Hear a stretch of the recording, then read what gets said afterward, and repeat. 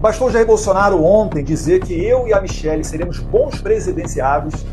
Quem seria o nome caso a sua inelegibilidade não seja revertida até 2026? O senhor citou alguns nomes, citou o nome dos seus filhos, Flávio Eduardo Bolsonaro, também da sua mulher Michelle Bolsonaro. Que hoje amanhecemos com mais um vazamento para a imprensa de um inquérito comandado por Alexandre de Moraes, nos relacionando com esse fantasioso golpe de 8 de janeiro de 2023.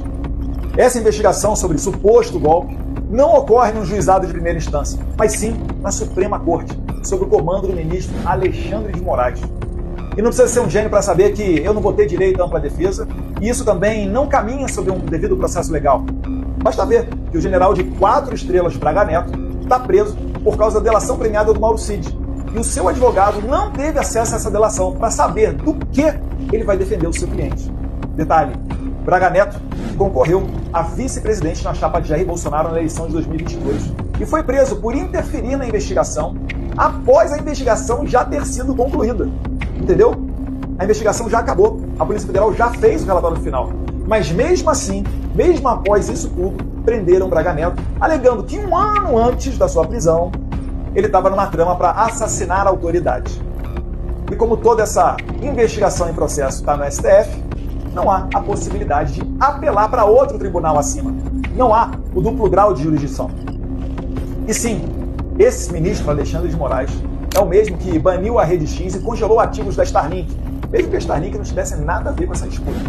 Moraes é o mesmo juiz que disse que queria me pegar, conforme artigos do jornalista Glenn Greenwald, vencedor do Pulitzer, que teve acesso ao WhatsApp de assessores do Moraes. Sobre esse caso, o homem mais poderoso do Brasil se limitou a dizer que estava apenas seguindo as leis. E ele segue sendo o juiz do caso. Aliás, juiz, acusador e suposta vítima de toda essa loucura.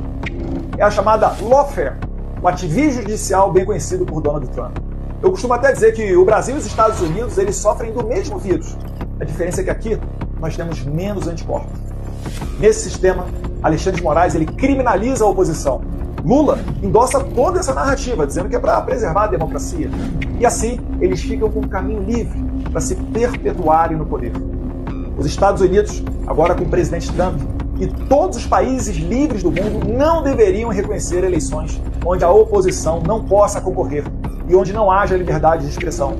Se isso não for feito, mais e mais narcoditaduras como a da Venezuela nascerão. Pois como vimos com Maria Corina Machado, inelegível pelo TSE da Venezuela, essa é a nova tática dos ditadores para ir para as eleições sem concorrência. Ressalto que no Brasil, Jair Bolsonaro lidera as pesquisas de intenção de voto.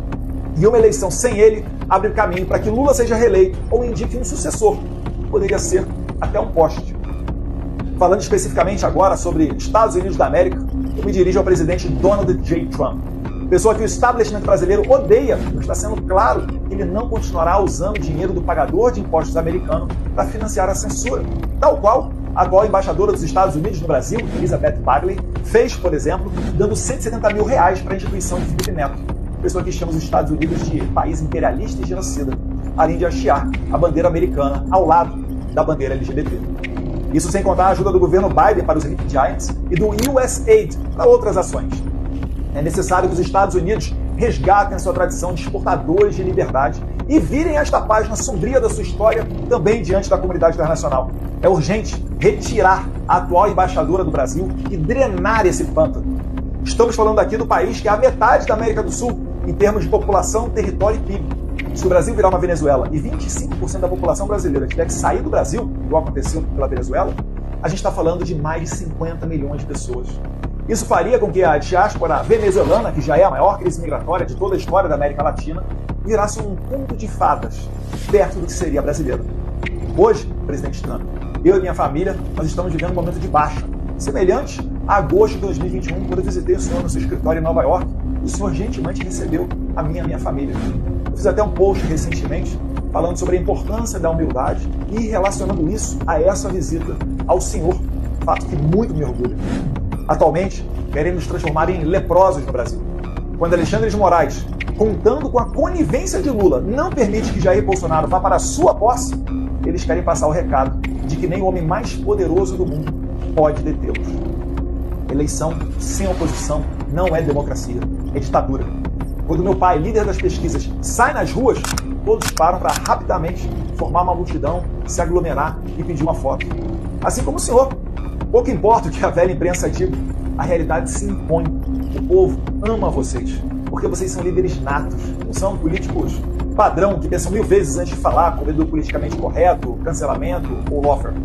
Obviamente, o Alexandre de Moraes pode me prender a qualquer momento.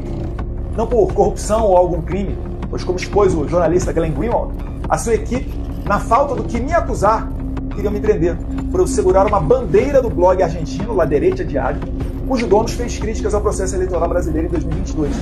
E esse seria o ensejo para me relacionar a ele e, como se tivéssemos uma trama internacional para destruir a maravilhosa democracia brasileira, assim me prender. Hoje no Brasil, o deputado Daniel Silveira está preso, condenado a quase 9 anos de cadeia, por fazer um vídeo criticando a Suprema Corte. Ainda que à época o presidente Bolsonaro tenha dado perdão presidencial a ele, a Suprema Corte esperou de maneira covarde até 2023.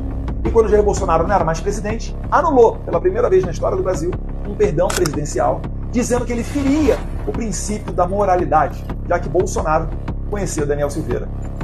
Eu e mais outros deputados, como Cabo Gilberto e Marcel Van Hatten, estivemos debaixo de investigação da Polícia Federal, vejam vocês, porque discursamos dentro do Congresso Brasileiro criticando o delegado federal Fábio Schor, que é o chefe do destacamento da Polícia Federal, sob o comando de Alexandre de Moraes, num trabalho muito semelhante ao da Stasi de Hitler. Aliás, presidente Trump, merece especial atenção o trabalho da Polícia Federal Brasileira em cooperação com as autoridades migratórias norte-americanas sobre as fortíssimas suspeitas de que pode ter ocorrido um conluio para inserir falsamente a entrada do ex-assessor internacional do presidente Bolsonaro, Felipe Martins, nos Estados Unidos. Essa falsa entrada foi usada por Alexandre de Moraes para prender Felipe Martins por mais de 6 meses, num conluio que se estende até mesmo para a imprensa, pois o jornalista Guilherme Amado consultou, talvez ilegalmente, o número do passaporte de Felipe Martins para ver se ele entrou ou não nos Estados Unidos pelo site do CBP, o que ensejou Guilherme Amado a publicar essa matéria de jornal e serviu para Moraes justificar a prisão do Felipe Martins. Eu gostaria aqui de fazer vídeos criticando o aumento dos impostos do governo Lula, inclusive já gastou mais do que Bolsonaro durante a pandemia, ou na questão do governo ter cogitado estender o prazo de validade das carnes e dos alimentos, enquanto os artistas recebem 16 bilhões de reais via Lei Rouanet, para ignorar os recordes de incêndio da Amazônia ou o recorde de mortes de índios e anomanos. Mas no Brasil, há um problema na base que me impede de ter um trabalho normal de deputado. Um problema de liberdade de expressão, de criminalização da oposição ao socialista Lula da Silva. Este sim, condenado por corrupção e, de certa forma, perdoado por essa mesma Suprema Corte. Mas como disse Elon Musk, a Rede X é a nova imprensa e os internautas são jornalistas. Acabou-se aquele tempo do monopólio da informação.